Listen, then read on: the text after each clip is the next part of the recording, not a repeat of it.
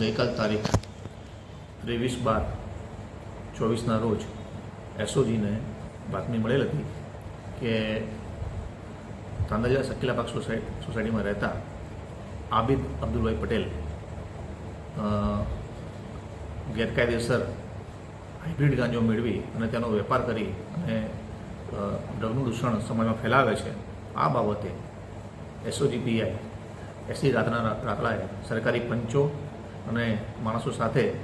સ્થળ ઉપર રેડ કરતા આબિદ અબ્દુલ પટેલ ઉંમર વર્ષ 20 નાઓ હાઇબ્રિડ ગાંજા 734 ગ્રામ સાથે મળી આવેલ હતા અને આ બાબતે વધુ પૂછપરછ કરતા તેઓએ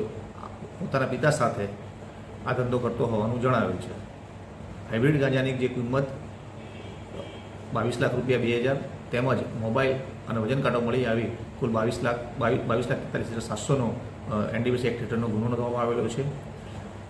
પકડાયેલ આરોપી આબિદ છે એ પ્રથમ વખત પકડાયેલ છે, જ્યારે એના પિતા વિરુદ્ધ 2020માં અને 2024ની અંદર એનડીપીસી એક્ટના ગુના નોંધાયેલા છે.